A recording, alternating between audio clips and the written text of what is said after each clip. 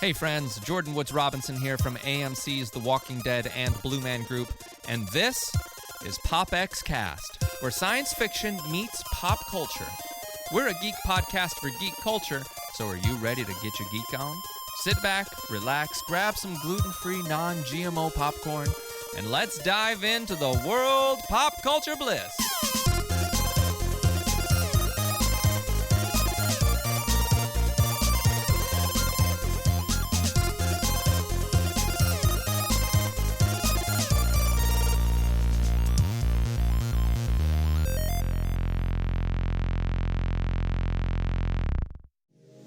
I'm Michelle Ely from the Starlight Tribune, an Arrow TV show fan podcast, part of the Gonna Geek Network, just like the show you're checking out now. Shows on the network are individually owned, and opinions expressed may not reflect others. Find other amazing geeky shows at GonnaGeekNetwork.com. You are listening to PopXcast, where science fiction meets pop culture. Captain's Log Supplemental. PopXcast.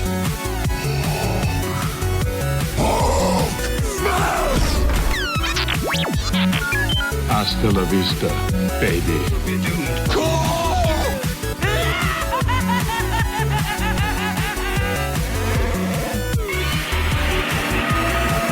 By the power of Grayskull, Autobots, transform. Excelsior!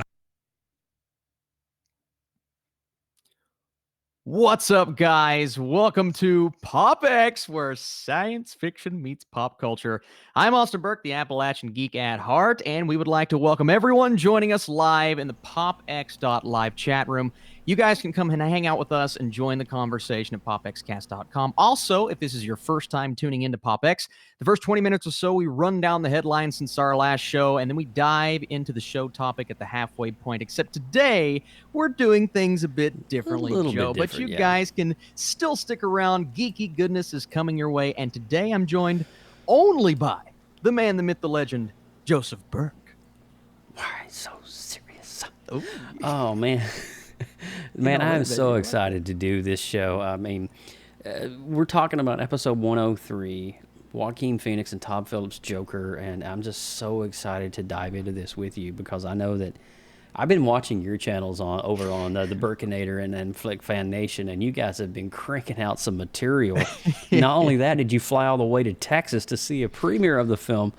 Dude, that's pretty freaking legit. But before we do that, I'm your host, Joseph Burke, Central Florida's seasoned comic book nerd and retro enthusiast. Now, be sure to check out our Google Play and iTunes and click on that subscribe button and catch up on some amazing shows from the PopX Collective Archive. And while you're there, we'd certainly appreciate you showing us some love by leaving us a 5-star rating and review. Now, if you missed episode 102, The Dark Crystal Legacy, check out our official website at popxcast.com for this and other great past shows from PopX's collective archive of geeky goodness, indeed.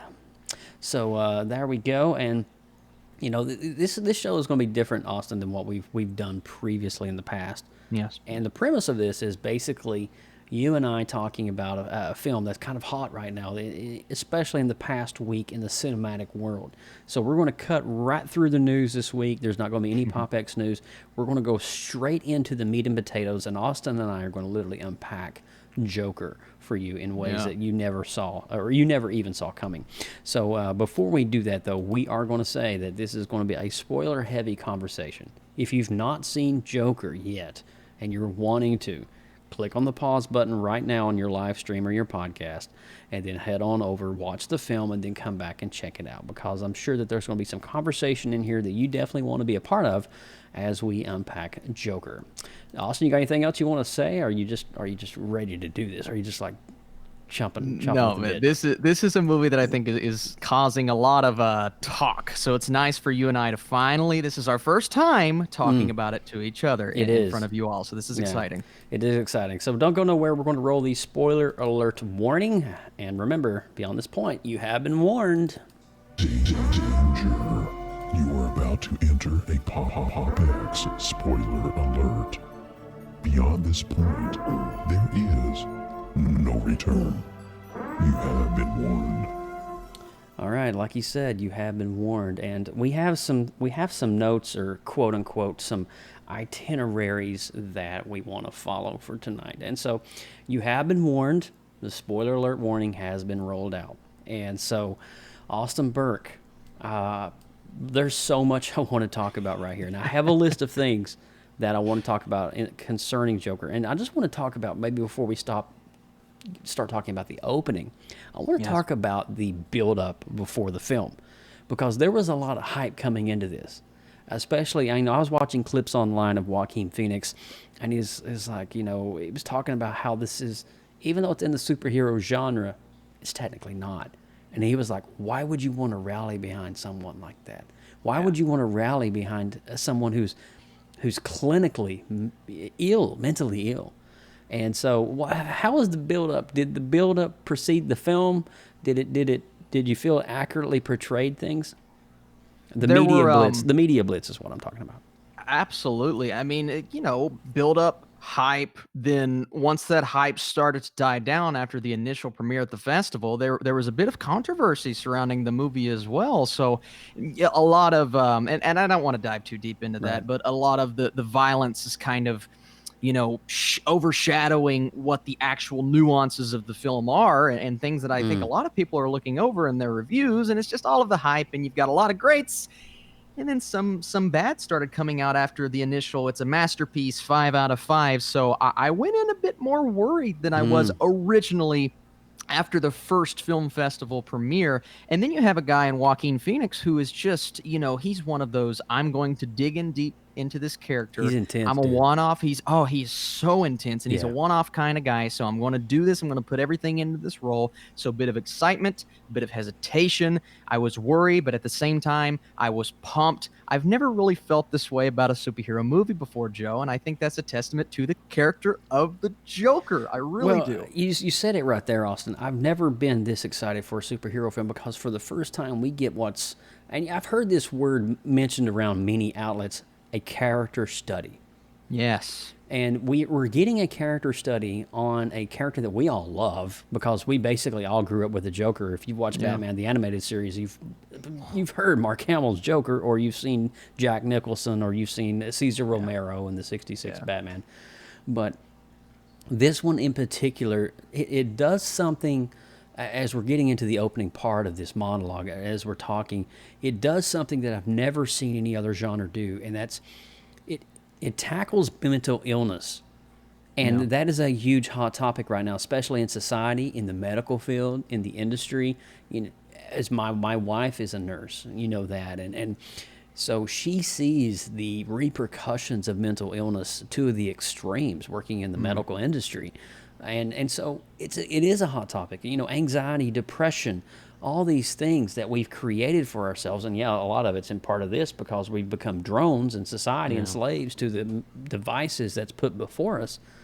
So, but let's back up. This film has taken place in the 70s, before these kinds of things came out. Yeah. So the mental illness thing, it was almost, I don't want to say taboo for mental illness, because there was only like certain categories. You're schizophrenic, you're psychotic, you're this, you're that. I mean, PTSD and anxiety and depression, they were only things just murmured about in that era 40-some years ago. And so I think having a character study that actually lifts the veil, if you will, of mental illness and kind of not only raises awareness, but shows really what it's all about. And it's not a pretty road at all. Yeah. So especially for this character too, because you have, mental illness can cause someone to go in all sorts of different directions. But right. if you have something like what he has in the movie, and like we said, we're talking spoilers. Yeah. And you're not looked up upon, because in today's society we treat mental illness the way it should be treated. We try to help those in need. Right. Arthur Fleck didn't have anyone to help him. Arthur Fleck was looked down on. Arthur Fleck tried to go and get therapy, but the government shut him down. It was one thing after another, and after all that builds up, and then you realize the entire time you've been lied to by the one that you love the most. Yeah. I think that's going to cause someone to snap, especially someone, like you said, 40-ish years ago that's dealing with something like that. Yeah, I mean, it's just unreal. And we're talking about the mental illness, and we're talking about a lot of things that we're building up here, especially for Arthur Fleck's life. And so that's the character that Joaquin Phoenix plays. And so Arthur Fleck has been living with his mother for X amount of years. And we're understanding little pieces here and there that is dropped to the audience about his past, about his life. And one of the scenes I remember, and it just really resonates with me, he's sitting in the room with his therapist. This is the first meeting that he's having with his therapist before, this was the one before she says that the whole program's been canceled. And he's sitting there, and she's like, Arthur, can I see your journal? And there were so many one-liners in that journal that was just echoing deeply his inner soul. And there was one is like something to the effect, I think we were talking about it Sunday night on PopX 102, where we were just like, I hope my life means something at the end of the day. That here's my, what was it, my 2 cents or something like that is worth. Yes. Yeah. Yes. It was just deep. That was a deep cut. It's not only the deep cuts. I mean, the attention to detail, and I know we're going to talk about it when we get to the Easter eggs portion, just to throw this in here, and you mentioned those lines written in the journal. Yeah. It's the things happening in the background, and from the rats to the interesting characters that kind of pop up, and you're like, is that a comic book reference? And if it's not, it is a reference to something. I have never seen such a detailed and layered and just things happening in the background comic book movie that seems so simplistic on its surface, but when you really start to dig into it, and these are things that I think some of the critics are not even looking at because they're just too worried about the politics. But when you look at the nuances of this movie, man, it's one of the few that stand out in the comic book genre as something that pays attention. Yeah. And that's one thing I love about this movie. Well, there's nuances of Gotham that is captured from multiple sources, and I've read this online, but I've actually made my own conclusions as well. Having read Frank Miller's The Dark Knight from 1986, which is the graphic novel that literally spawned Batman into the Dark Knight that we know today, there's nuances of that where I remember a scene watching, it was in the panels on the comic book. The Joker automatically springs back to life when he hears that Bruce Wayne and Batman is back in the scene fighting crime. He's just, he literally is underground for years. Yeah. And then he hears the word Batman. He's like, what? It just literally, it's like the yin and the yang. It comes together. And so there was another scene too. If you think about 1989, Tim Burton's Batman, you think about all the scenes of Gotham there, how dark and grungy, and the carnival feature and stuff like that. And I don't know if you noticed, but on the side of town where Arthur Fleck lives, it's kind of got this carnival-esque vibe to it with this whole clown, I don't know what you call them, sidewalk prophets or whatever you want to call them. Writing on the wall as well. Yeah. It's very carnival-esque, which echoes not only Arkham Asylum and the Arkham series, but it also echoes definitely Tim Burton's 1989 Batman with Jack Nicholson, which was kind of very carnival-esque as well. And then the last but not least, of course, Batman, the animated series, which kind of really brings that home. But the one I wanted to touch on that genre, and I'm getting my comic book lore out of the way, this has been bubbling up for a couple of weeks now, is the laughing joke, the killing joke. That one, if you've never seen the movie, you never read the comic, there are scenes in there where madness, that is literally a character study on madness, sheer madness. and what happens when the Joker snaps beyond a point that he can't come back from himself. If you've never seen The Killing Joke, you need to go. It's on Warner Brothers streaming. It's definitely a movie that came out like 2 years ago, but it's also a graphic novel. Need to go see The Killing Joke. It's awesome. And I would actually say that the graphic novel is I really enjoyed the animated movie, but there were certain parts that I think they took liberties that I didn't get from the original story, and I prefer the original story. But either way you see it, because there are so many comparisons to draw. And I know they said going in that, this isn't based on a comic, but I saw, especially that talk show, you think of The Dark Knight Returns and what happens in that talk show, in that story. Did you notice the font from the Murray talk show? Was it the same? It was as the Batman font? Animated font. See, that's what I'm telling saying. you. Like, there are no big comic book. Todd Phillips said that in an interview, and I'm like, dude, come on. No, it is the actual font from the Batman animated series. Wow. Yeah. So that's there you crazy. Go. So, and you can actually back all this up too. And you're talking about the character studies and stuff. So we have Arthur Fleck, and we're starting to understand his conundrum that he can't control his laugh, and he has to hand people a card. It's almost like a form of Tourette's. That's the best way I can put it. Yes. Where it's an uncontrollable tic that you have no physical or mental control over, and it just happens, and you have to let somebody know what's going on, that you're not actually laughing at them. What a horrible predicament to be in. Just to have an illness. I mean, I'm sure that is an actual clinical diagnosis, because it sounds factual. Well, there was a YouTube video that actually resurfaced recently from, I believe, 4 years ago, and someone posted it, not paying any mind, just posted the video, and they have that disease.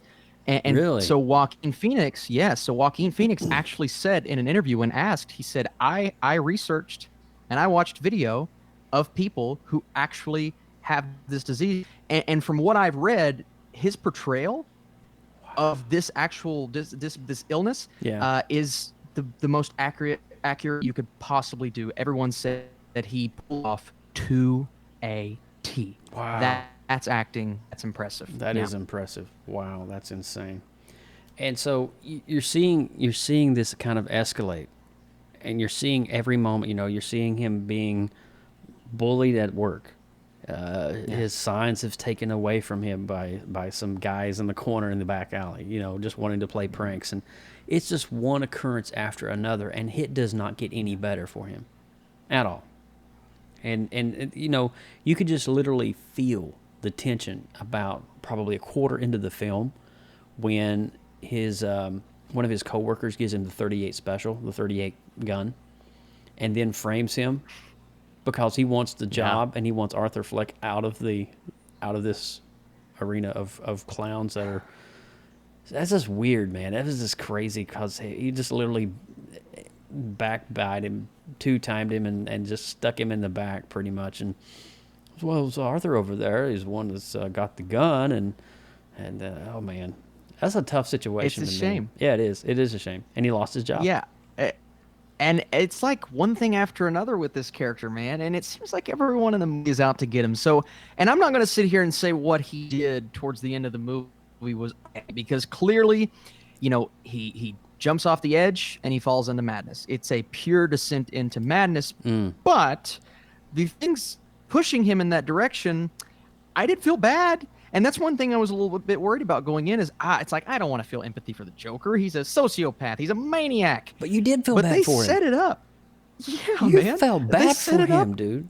In a way that you're not just feeling bad for him, but when he turns after, say, the scene on the train, after you're feeling hatred towards the three on the train, he turns so quick. You're horrified for them. I'm like, dude, crawl, man, get out of there. Yeah, and there's a sense of dominance there that's like, it's like, it reminds me of, have you ever seen Rob Zombie's Halloween? Oh, yeah. Yes. It reminds me of The Shape. That's what they call Michael Myers. It reminds me of The Shape when The Shape has no emotion on the kill that he's about to do. He could care less who it is. And that's kind of like how Joaquin, one minute he's a petrified, humble guy, kind of like cowering in the corner. The next minute, you do not want to be in his path. He will. I mean, it was crazy to watch that transition. And Joaquin Phoenix, oh my God, portrayed that so perfectly. There were so many range of motions in that 160-second scene where he's crying and cowering on the floor of the subway, and the next minute he gets up and becomes the dominant force in the entire train. It's the commanding role, bro. Yes, it's the first time he's ever felt in control. And when he feels that sense of power over those who have been, completely and utterly wrecking his life up until this point, this is the first time he says, I take charge of my situation and can maybe change it, right? Yeah. And the entire movie is all about him. He just wants to be famous, whether it's becoming famous as a comedian, becoming famous as someone who, I don't know, takes out the television talk show host. The guy just wants to be seen. And that's the first time he is seen, right? Because he takes those three people out, and then V for Vendetta style, the revolution begins. Well, that was the beatdown. That was the beatdown. I mean, that was the moment that kind of the straw that broke the camel's back, so to speak. That was the beatdown that literally broke him mentally and psychotically. Yes. It was just, I mean, everything crashing in, from the job to his family to his father checking out to all of this stuff. And then when you think that it gets better, it gets worse. He starts uncovering truths about his mother and about his father and the Wayne family and the Wayne enterprises. I mean, that's what we're getting ready to go into right now. I mean, the break on this was just literally transitional. He went from one human being to another human being. It's almost bipolar or borderline personality disorder.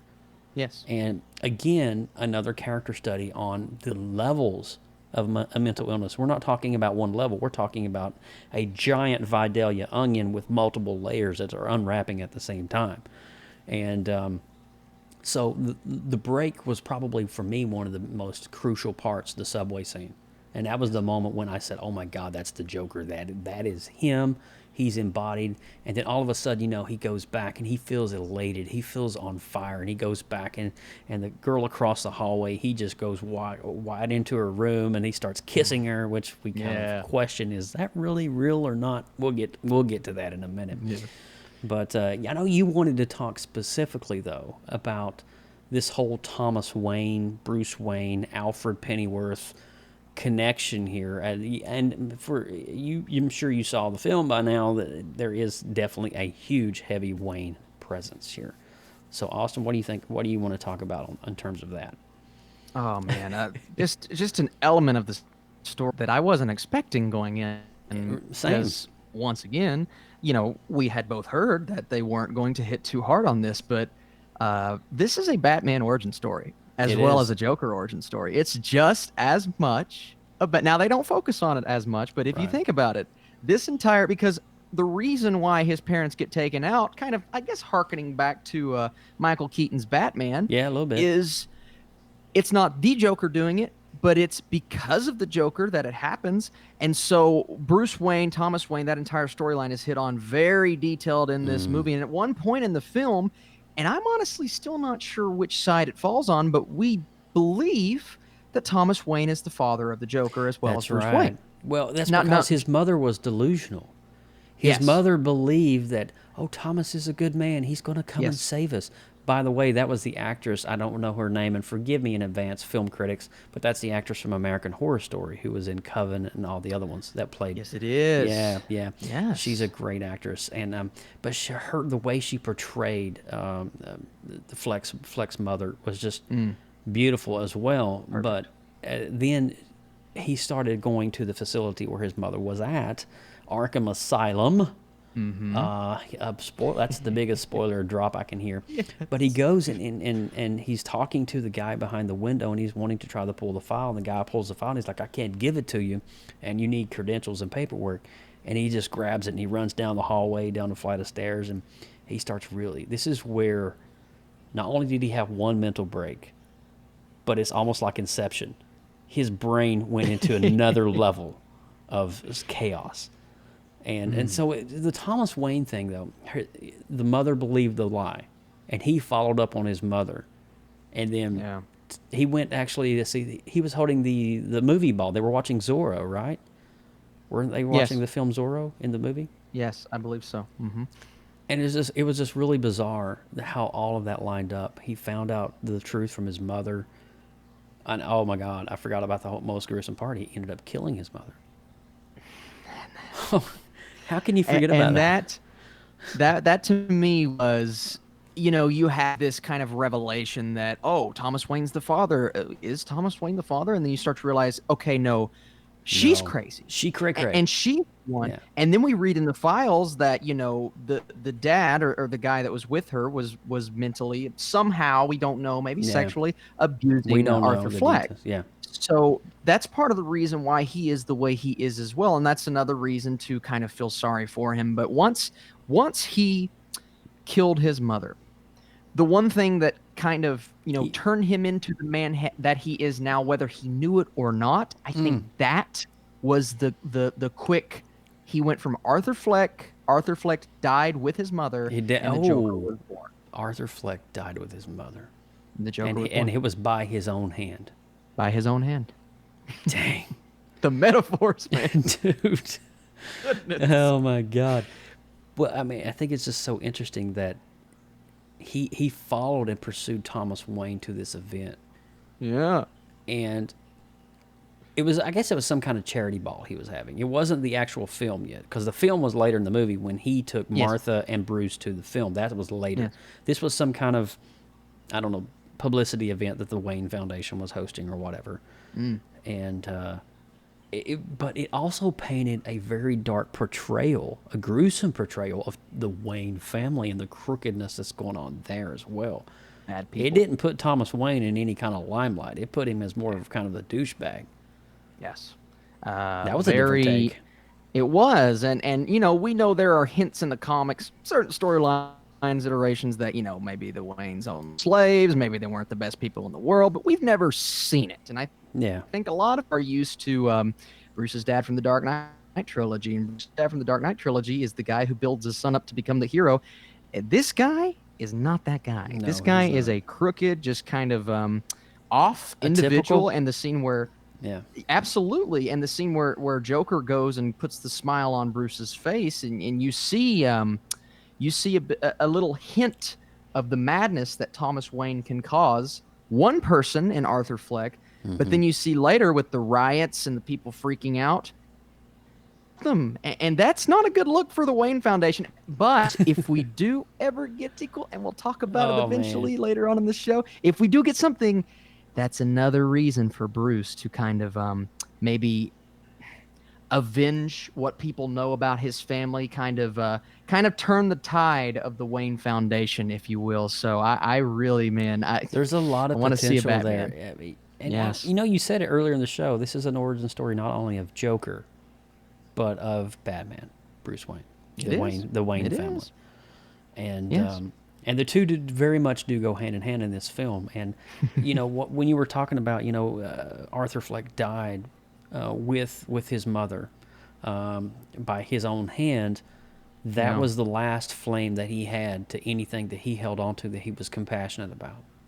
Yep. And it was in that moment that's when he knew. And then, what was it, the Murray Show called and wanted him on because of his horrible comedic stand-up comedy routine. And again, another opportunity for him to be laughed and poked and prodded at for trying to display his heart as best as he knows how, only to have it ripped out of his chest and thrown right back at him.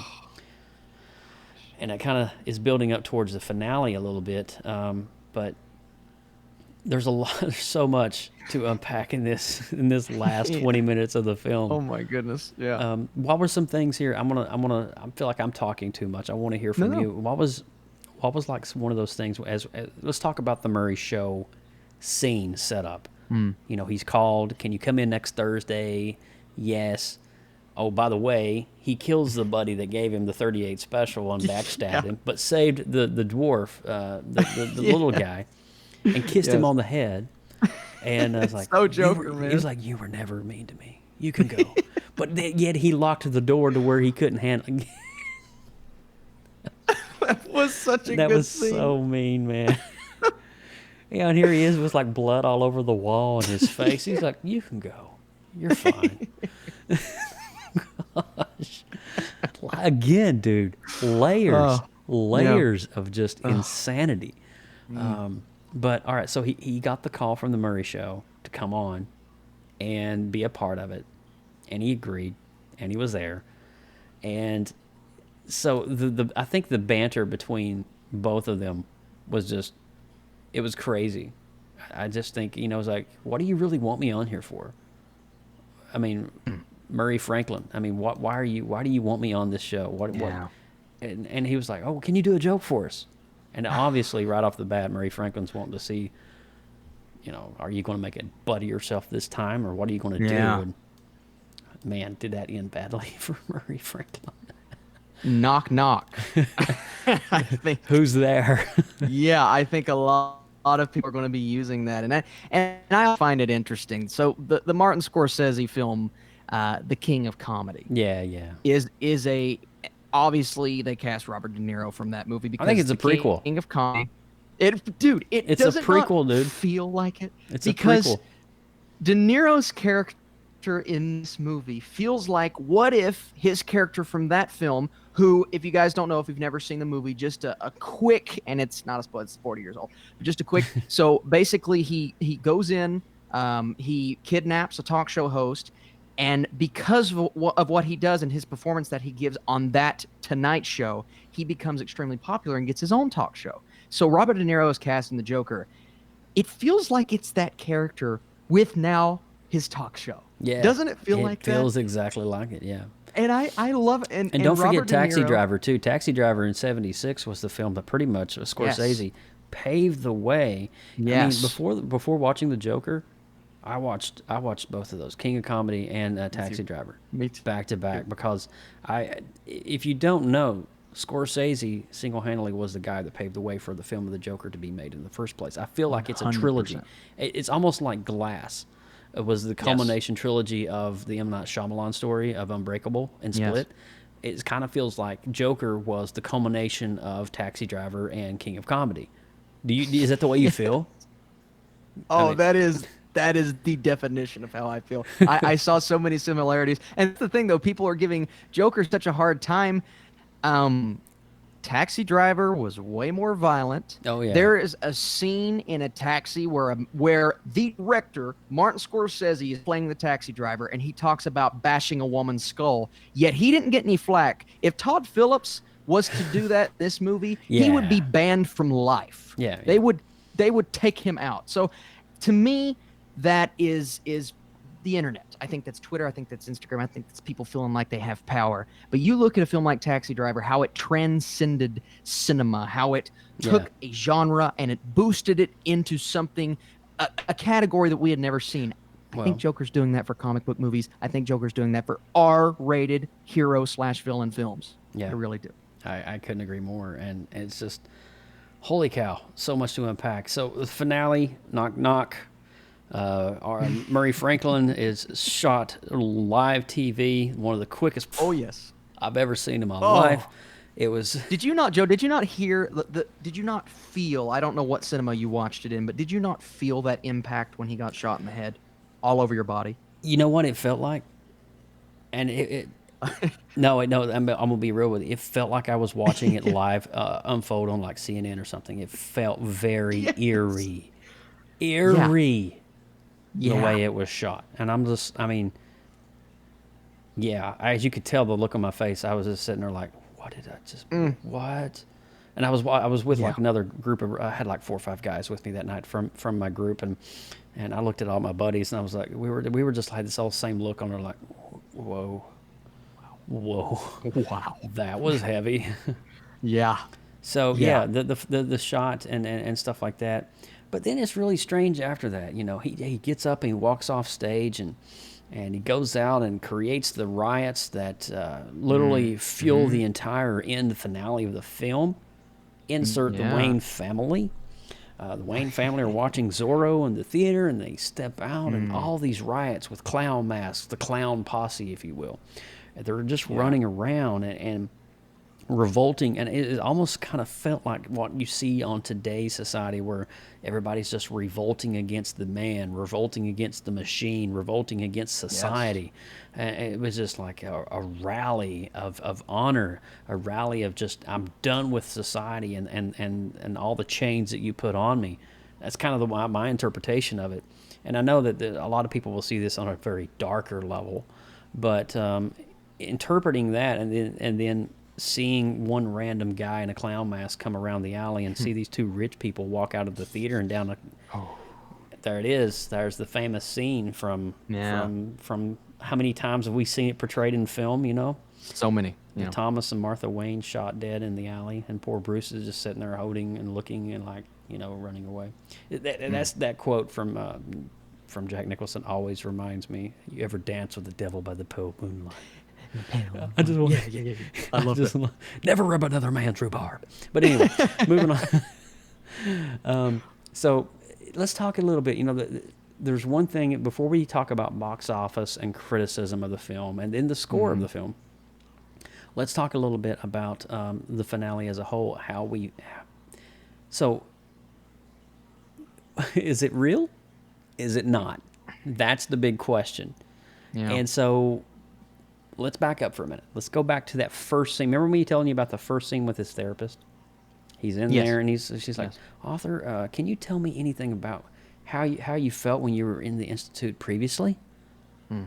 And he's sitting there, and all you see is him banging his head against the glass of his cell. Gosh. Okay, fast forward. All right, so he's already shot Arthur Franklin. The riots has already happened. He's awoken on top of this car, and he's claimed himself as a clown prince of crime.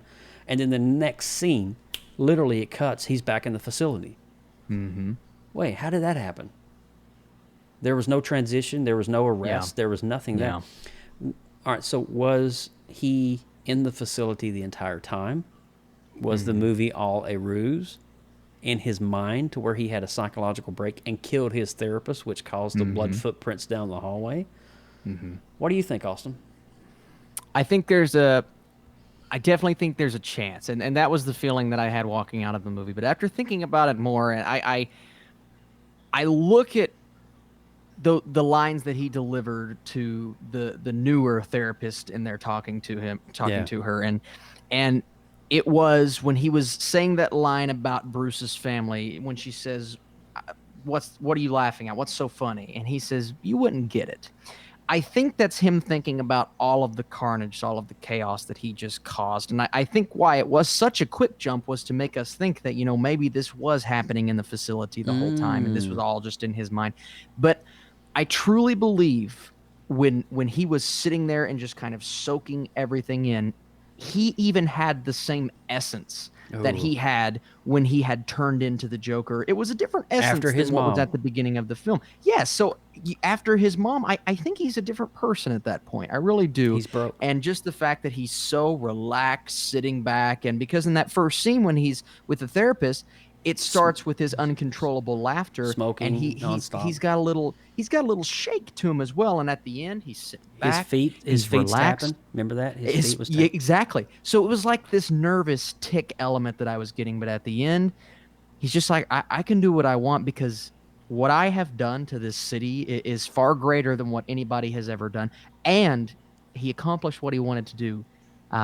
People looked at him. They saw him. He was, in his own way, famous now for all of the wrong reasons, but for the reasons that I think are going to continue to establish him as the Joker. He's going to get out. He's going to have 5 to 10 years to build and become, I think, the Joker that can take on a Batman. Because at this point, he is the Joker. But he's not the clown prince of crime yet. He's not and that is the perfect way to say it, not the clown prince of crime yet. All right. He has time to build into in an interview with Todd Phillips, okay, he was asked this very question. And we are going to play a snippet of this interview right now, okay? This is from comicbook.com, so 1 second.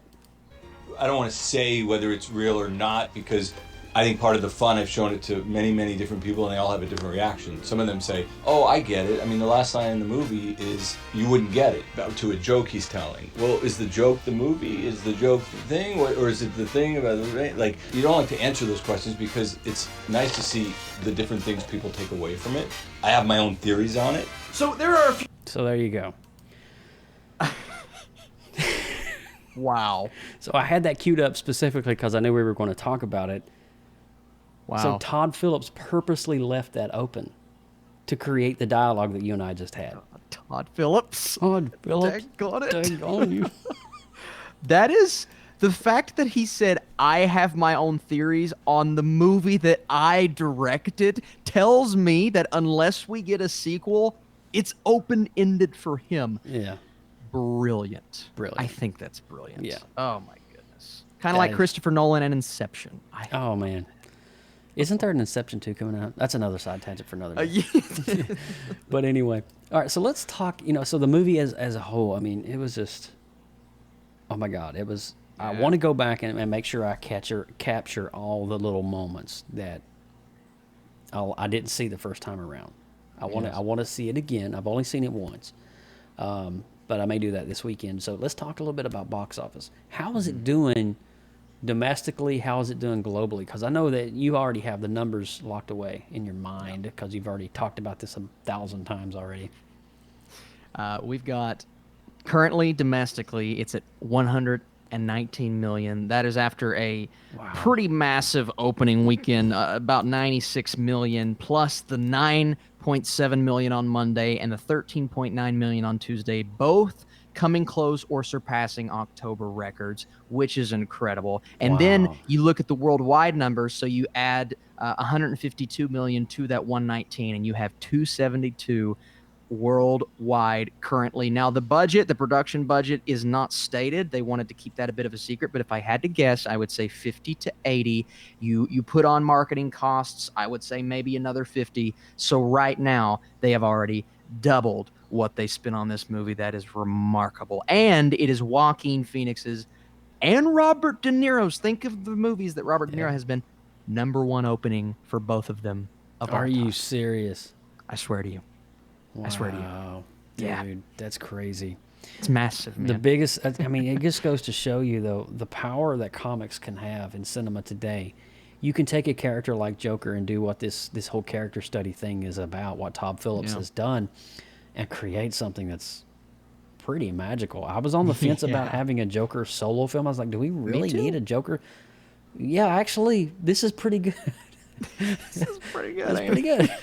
And well, you think the Tom Hardy comparison as well. Oh, Tom Hardy, think of the movies that he's been in this decade. Yeah. And his #1 and 2 openings are The Dark Knight Rises and Venom. Those are both comic book movies. What comic book movies are doing. And listen, I love Martin Scorsese, but when he came out and said comic book movies are not cinema, I concurrently and wholeheartedly disagree with that statement. Disagree with that. I really do. Yeah. I do. I was molded by it. Born in it. Anyway, so every time you hear say Tom Hardy, I just automatically go to Bane voice. So the box office is bashing right now, and I'm surprised. Now, if Joaquin Phoenix doesn't win an Oscar, what is it, Academy Award? Yeah, the Academy Award for this? Oh my God, dude! Yeah, how could he not? Do you think he's going to be nominated? I think if they do not nominate him. Now, the argument has been made, well, the Rotten Tomatoes score is now a bit lower than it was when it first. Rami Malek won for Bohemian Rhapsody, which barely cracked fresh on Rotten Tomatoes. I don't want to hear that argument. If he doesn't get nominated, I'm going to throw a tantrum. And at this point, it is clear and away the best performance I've seen all year. So if he doesn't win, I'm going to feel the exact same way. Now, there's still plenty of movies to come, but as of right now, he is by far my #1. It will probably still dominate Star Wars 9. I'm just saying. I think so. I sadly, I think so. Dude, have you heard they did reshoots last week? Yeah, again, the second batch. Now, first batch it's freaking freaking October, man. I know, man. That's got they are two months from print. I'm scared, Joe. I'm scared. Abrams is like, well, that looks good. Let's just throw that in there, huh? Let's try. Let's see. Let's appease the fans. And I think a lot of that has to do with the whole debacle with The Last Jedi and people. And dude, what the heck is up with Rose? No, what is up with Rose? Shaken story. They have totally deleted Rose out of all the printing and marketing material. I know. What is up with that? Anyway, over there. we can actually have another podcast on that another day. I mean, we could. I think it's oversaturation. Personally, I think Star Wars has been oversaturated. I think that Iger should have pulled the plug on that and let it be more like every 4 years or something like that.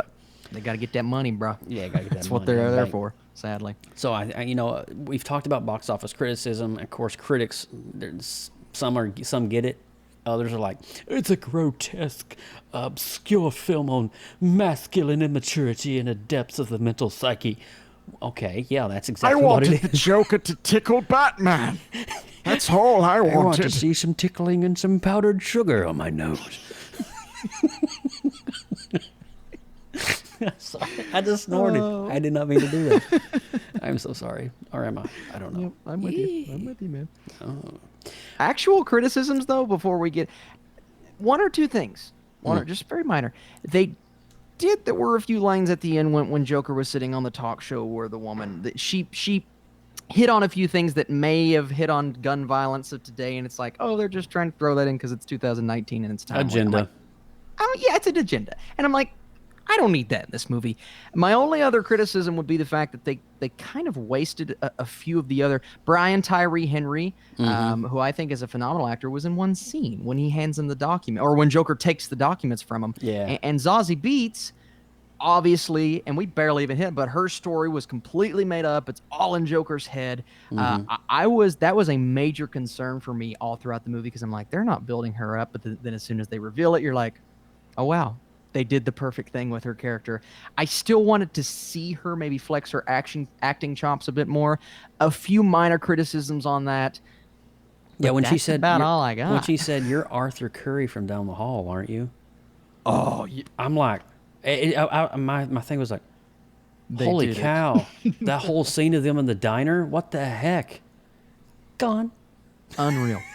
Literally unreal. It's insane, bro.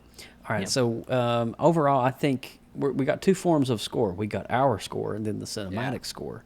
I think that the music that was chosen for this movie was on point. The fact they went back to the roots like Frankie Sinatra and, smile, let's put a smile on you. I thought it was awesome. And then I didn't expect the rock and roll part one, dun, dun, dun. Yes. Gary Glitter. Yes. I was like, what? Yes. Where did this come from? So I thought that the music score was really good. It was great when it needed to be. It was fun when it needed to be. It was dark when it needed to be. I think it's one of the best I've heard all year, easily. And comic book wise, I believe this is the same person that did the score for Chernobyl earlier this year, which is Chernobyl amazing. Score was insane, dude. It was, man, and you can even hear those vibes in this movie. So I think this is one of the best scores. It was in those cello hits, like those weird, eerie cello hits. Oh, yeah. Perfect, man. Yeah, Chernobyl. Perfect. Another great show, by the way. Absolutely. Well, Austin, we've come to the end of the show. We talked about Batman. We talked about all that. Let's give our official score on the film. Now, I haven't actually watched your score of this purposely. When you've got up to the point in your videos, I've hit stop because I wanted to hear it on PopX. So what is your official score if you were rating this? So originally, I gave a score that I wasn't actually happy with after I thought of the movie a bit more, and I've actually seen the film again since. There's still a lot to process. There's still a lot to digest. My score has actually raised a little bit. Okay. So as of now, I'm going a 9.3 out of 10. I'm going a 9.3. Yeah, which is pretty massive compared to the other movies I've seen this year. But I do want to say, if I go and I see it some more and I kind of process it a bit more, because I want to see if it has that rewatchability. That's kind of what I'm on the lookout for right now. I know it's a brilliant movie. I just want to see if it has that rewatchability. If that sinks into me, I could up it to a 9.5. But right now I'm going to go 9.3 because I think that's a pretty good score. Well, I'm actually not too far from you. I'm a 9.4. Oh, yes. I'm a 9.4. Wow. And that's only seeing it one time. Yes. Just everything that we've talked about, just the depth of this film. It's a film that runs deep. It's not a film that you can just sit through and watch and just feel superhero vibes. Yes. I'm sorry, that's not this film. What this film is a deep climb down a very troubled individual who suffers with chronic mental illness. And you get to see the psychotic breaks of what happens, of society beating down one of its own to the point that they can't return back. That's the sad part about it. And I just love how it echoes. It's so transparent in the way it's shot, the dialogue, the acting. Joaquin Phoenix, I don't think they could have picked a better actor for this. No, they couldn't. I mean, one of my favorite There's roles no way. of Joaquin is Walk the Line, where he portrayed Johnny Cash. And I own it on 4K. It's one of my favorite films of all time, him and Reese Witherspoon. And so, yeah, 9.4, I think that's good. I think it's solid, man. And I definitely want to go watch it again. It is, I didn't see it hitting me this hard. I saw it when they announced it, and I said, you know what? I just don't know if we need a Joker movie. But the fact that it's hitting me as hard as it's hitting me, and it just keeps beating down and pounding on my chest the more I think about it, that's the sign of a good film. A film that causes conversation. Yeah. And I have talked about this movie nonstop for a week, and I don't see myself stopping anytime soon. So that's the sign of a good movie for me. Well, you ready to wrap this thing up, dude? Yes, I am. This has been a fun little bonus 103, man. I'm telling you, this has been great. And you know, the Joker film, if you've seen it already, obviously if you've not seen it and you watched this show, well, that's shame on us. But go watch it again, man, and just soak it in. Be sure to look for the little Easter eggs and the things that we pointed out. And I want to hear what you guys thought about this film. And so, what was your score? What was your rating? What did you feel about the cinematic score? And what did you feel about the acting and De Niro and Phoenix? I want to hear your comments. So leave all of that down below in the comments section. And you know what? We would love to just actually may even retweet that or share that out on our media, because I want to hear what you guys think about it. So Austin, go ahead and lead us out, my friend. You guys can find me at the Burkinator. I am Austin Burke, of course, on YouTube. Did a lot of Joker videos. Did a Joker comparison video. Talked about the possibilities of Joker 2. And then, of course, the spoiler and the normal review, which I was so fortunate to do with my buddy Chris from 3C Films. Cool. We are also part of an amazing network called the Gonna Geek Network. For all things even more geeky, you guys can head over to GonnaGeek.com and check out some amazing podcasts from our home network. Also, you can connect with us on social media. You can find us on Facebook, Instagram, Tumblr, Twitter, and Pinterest, all at PopXcast. Send us comments and suggestions as well via email at popxcast@gmail.com. Also, for future and past shows, you guys can visit our official website at www.popxcast.com. And right. I just want to give a quick shout out to Stephen Haywood, as always, and Telestream for Wirecast, which is an incredible program that Joseph uses to put this show together, and one that I use for my live streams as well. We couldn't do it without you, man, and we couldn't do it without the program. Haywood, incredible Telestream, stuff. Wirecast, we got you, bro. Yes. And I am Joseph Burke at Joseph Burke Arts all over the web, and of course, hats off to Team PopX, Mr. Austin Burke, for hanging out with me on this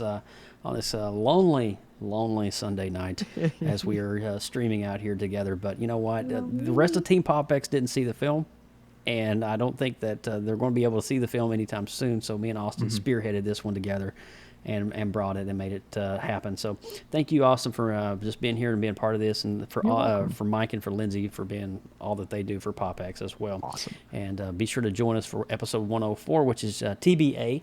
But we will be back in a couple of weeks. And with all that said, you ready to rock and roll and get out of here, bro? I think so, man. No more Joker talk until probably the next hour. Hey, later, man. We'll keep talking, man. All righty.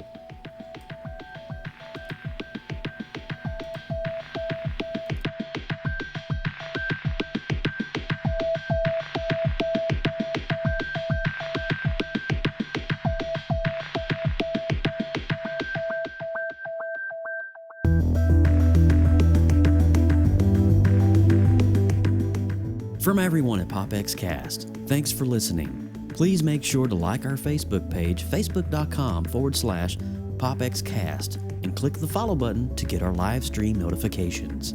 Drop us an email, popxcast@gmail.com. Be sure to check out this and more great content on the Gonna Geek Network at GonnaGeek.com. Get your geek on!